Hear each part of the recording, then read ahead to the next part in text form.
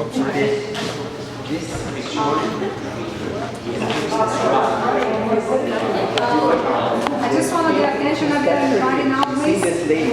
I want to introduce you. Some of you already know And you see her river, and then water who portion wrote this beautiful rolls book, through the hand, and then forms Princess this Well weight here as a blanket as she with sleeps. the So what you see is wonderful her dream. autograph. And again, you see Dahlia and Claudia. If you look careful enough, you'll find those two names written Now somewhere. that you've introduced her here to Gate Sarasota as well. I'm very proud of her. Here's Dahlia. Enjoy our Here's Claudia. We'll touch you, we'll touch your soul. And we'll talk more about the wonderful book. Thank you all so much for attending and coming to my book signing party.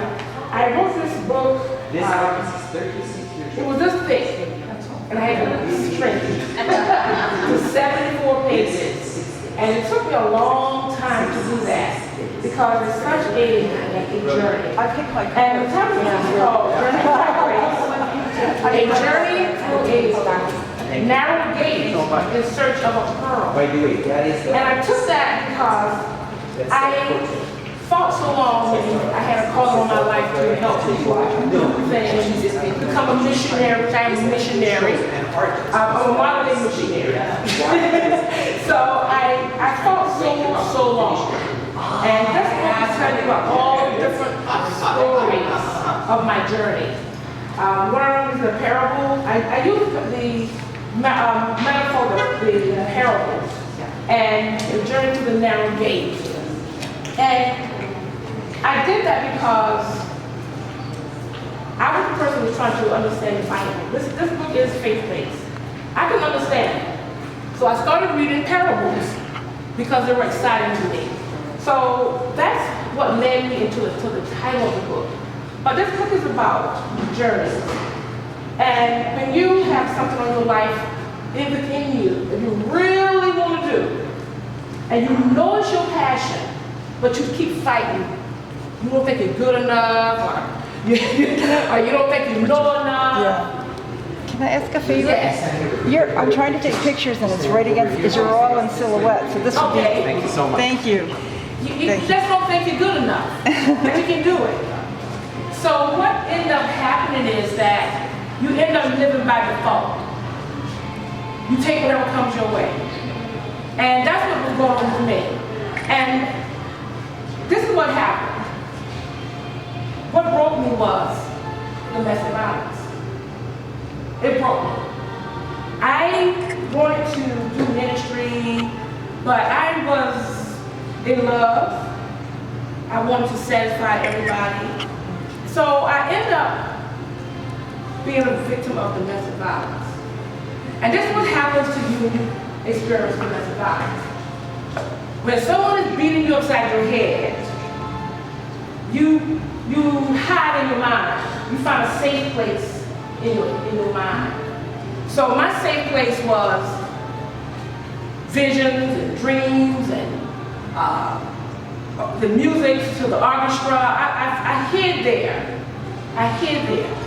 And then this last episode that broke me was, he hit me so hard. You see this book? He hit me so hard, blood came out of the back of my head. I slipped down the wall. I slipped into a safe place, which was my grandmother's house. So I slipped into that place. You see this book? And I was safe there. And we went into each room. I slipped into that safe place, and we were going to all the different rooms in the house. She was telling me about forgiveness. My grandfather was there. That's how you do to survive. When you've been getting beat up by life, by others, you're gonna find a place to hide until you decide, you know what, I'm not gonna do this anymore. So what we end up doing is keep delaying our passions, delaying our journeys. We just keep delaying it. And we just keep taking bruises and beats. So finally, I decided to take my journey, and I broke free. I lost my voice. I didn't speak for about 6 years. I was walking around, but I didn't talk to people. I walked around in silence. I didn't tell anybody. And this little girl right here, my granddaughter, let's go out and party. So I went one night to the club, but I still couldn't function. I'm always writing, so I started writing TV segments about everything I saw on the napkin. So I started writing. So I put something napkin in my pocket. So one day I was cleaning up and getting ready for work, and I heard this radio announcement saying, if you want to start your own radio show, call blah, blah, blah. I said, okay, right. So, so I dug my pocket and that napkin was there. Because I wrote that I want to start my own radio show, my own TV show. That's how I thought it. I heard that voice. I said, you know what, I'm not going to fight this anymore. I'm tired of getting beat up. I decided to start speaking. When I woke up out of my misery from domestic violence, I was speaking on the radio show. I was telling everybody about it. I didn't know it was going to come out. I started screaming, hollering, crying on the radio. The whole world heard my cry. From London to Africa, they heard me crying on the radio. I told them, I'm speaking because I was a victim of domestic violence. And I'm telling you, when you have things that's on you, your passion, you have to fight to survive. You have to fight. So I took the journey through the narrow gate. How many of you willing to take the journey through the narrow gate to live your passion? You might want to be an artist, a scientist, or whatever. I want to be just going to live on the beach. but again, this is what the journey is all about. Has anyone read the book besides Helena? Dr. Matthew Green. Helena, what is your favorite chapter? Children. Let's talk about what is the children going through the world right now. I can relate to that as a mother. And I like the entire book because I can relate some of the experience you had because it happens to my life too. So what happened was, I'm not going to take a lot of time, what happened was, I started having lots of dreams, doing this domestic violence thing. I started having visions and dreams. I had it since I was a little girl, but it started becoming more profound. I would dream about children any given night. I would dream about me rescuing children, saving children. I could just walk by a child and see they were hurting or hear, I could just feel a child. So, of course, I'm going to write a chapter about children. So I'm going to take a little bit of time to read about children. Do you mind? No, right. The children. Since Helena made me cry because she made a YouTube.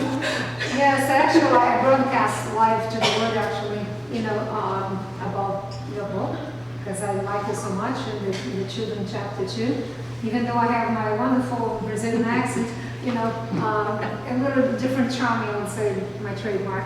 Anyway, so I like it so much and I decided to broadcast to the world. So I think the whole, I put it in YouTube afterwards, but it was live to the whole entire world. So I'm going to take a few minutes, the chapter's small, to read a little bit about the children.